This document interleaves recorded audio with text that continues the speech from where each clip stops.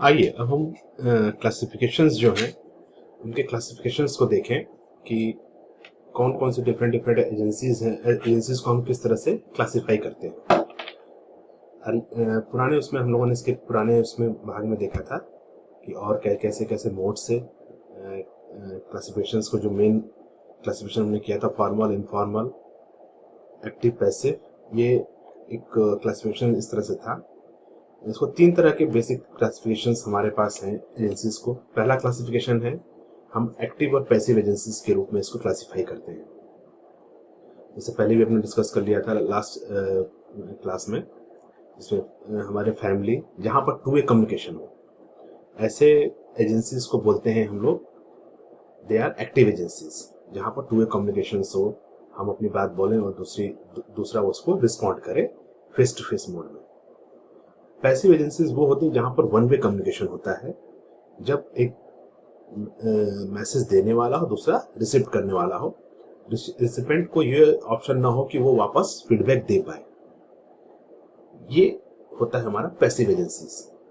जैसे हमारे सिनेमा, जो हमारे मूवीज होती हैं, सिनेमा होते हैं, टीवी होते हैं, रेडियो, न्यूज़पेपर्स, मैगजीन्स, ये सब क्या है? ये सब हमारे पैसिव एजेंसीज हैं जो एक तरफा इंफॉर्मेशन देते हैं, वन वे कम्युनिकेशन जहां पर होता है।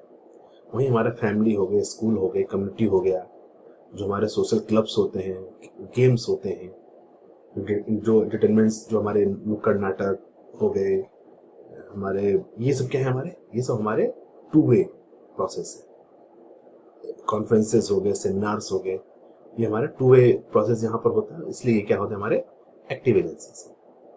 अब इसके आगे अगर बढ़े तो दूसरा दूसरा क्लासिफिकेशन होता है, वो होता है formal, informal, commercial and non commercial.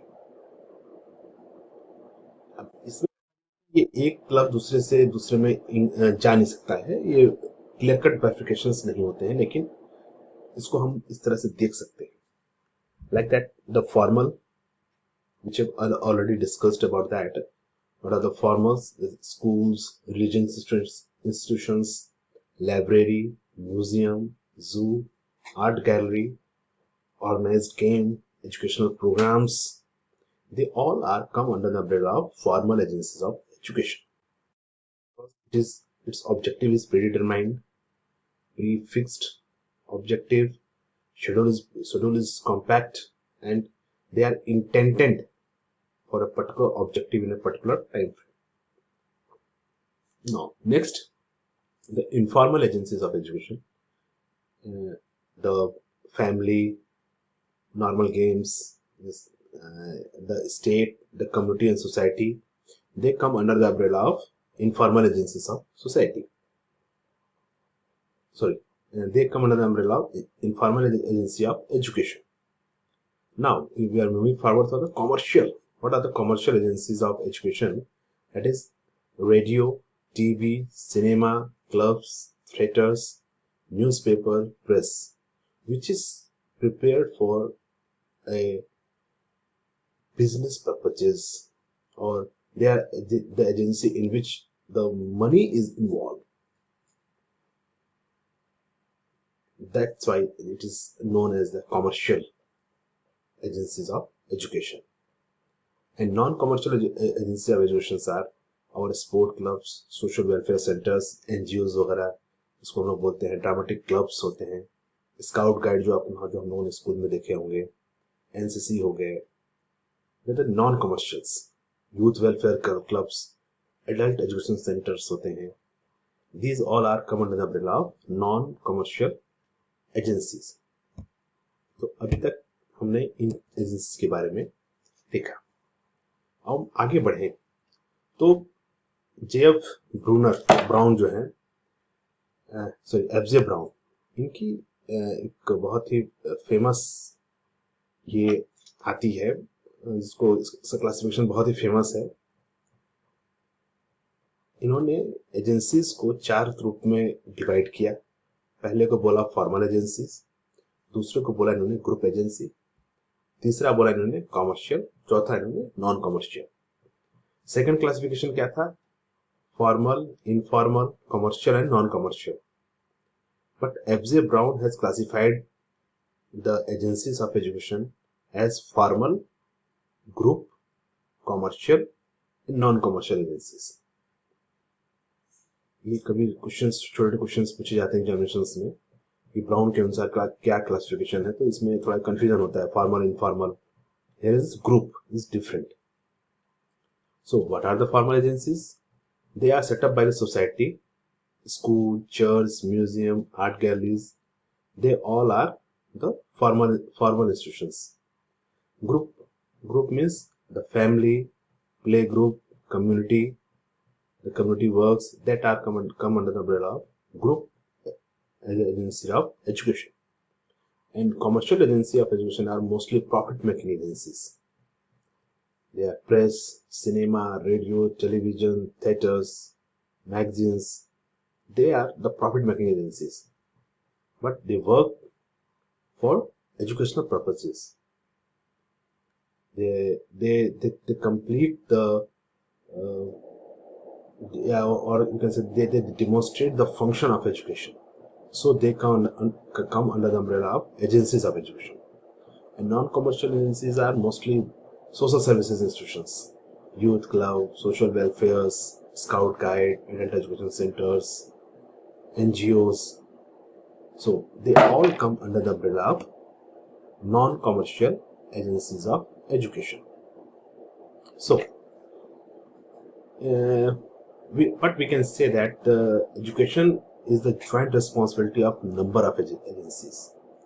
The educational role is complementary as well as the supplementary. Every agency has its own unique contribution to make towards the education of a child. Family, school play a very important role for the development of a child in earlier age. But we cannot say that the only responsibility of education is the family and school. ये हम जितनी भी agencies हैं, ये सारा collective इनका एक contribution होता है एजुकेशन सेक्टर में. हम किसी एक को दूसरे से इतर नहीं दे सकते कि ये ना हो तब भी काम हो जाए. They all work together. Classifications, which is based on some kind of theoretical or some kind of different kind of observations, but we cannot segregate them that they are strictly isolated from each other. We cannot say that. So what are the relative role of educational agencies? Different agencies of education have relative role to play. A child comes first into the contact with his family, and the family or the home influence the child more than any other agencies. Obvious बात है, बच्चा पैदा होता है और maximum समय, चाहे वो फॉर्मल एजुकेशन में हो, मैक्सिमम टाइम वो अपने घर पे रहता है. और घर और उसका सोसाइटी जो उसको सबसे अधिक, उसके पेरेंट्स, उसके नेबर्स, उसको सबसे अधिक इन्फ्लुएंस करते हैं. उसके एजुकेशनल, उसके जो मेंटल डेवलपमेंट, उसके अफेक्टिव डोमेन के डेवलपमेंट में ये एजेंसी सबसे अधिक रोल प्ले करती है. From the family, the child step into the neighborhood environment. There, he or she is influenced by the peer groups. Inside the home, he or she is influenced by radio, television, press, individual who keep visiting the families. हमारे जो friends आ रहे हैं, कोई आपके family members आ रहे हैं, आपके relatives आ रहे हैं, जो आते हैं, ये भी एक सोर्स होते हैं आपके एजुकेशनल के फंक्शंस पे भी ड्राइव करते हैं. When he start going to school, he or she start going to school, it becomes the major agencies of education for a child. Although a number of other agencies are also keep playing their parallel roles. As I had told earlier, the modern concept of education is lifelong education. The educative process does not stop with the completion of merely schooling or formal schools and colleges. The true education begins when formal education ends. In other words, different agencies of education play complementary and supplementary roles, which I have already told you that. जो हमारी schooling होती है या university life होती है, actually असली education वहां से स्टार्ट होती है। Now you have to implement your conceptual understanding, your theoretical understanding into your practical life। तो ये सारी चीजें ये पूरे लाइफ में आपके साथ चलती रहती है। तो इन चीजों को बहुत समझना जरूरी है। जो भी हमारे एजुकेशन के फंक्शंस हैं, वो फंक्शंस हमारे इन्हीं सब चीजों से डिराइव होते हैं। तो इनके बारे में जानना और समझना बहुत जरूरी है कि आप इनके रोल्स को समझें, इन एजेंसीज के बारे में जानने का प्रयास करें। और ये एजेंसीज ऐसी हैं जिनको हम एक जब हम सोशियोलॉजी में देखते हैं तो इनको हम इंस्टीट्यूशंस बोलते हैं, और वही यहाँ पर एज ए सोर्स होते हैं जो एजुकेशनल एक्टिविटीज में आगे हमको ले जाते हैं। So that's all about the agencies of education. और इसके आगे जो होगा, जो भी जितने भी और प्रोसेस हैं इसके, उनके बारे में हम लोग फिर आगे पढ़ते रहेंगे। So take care.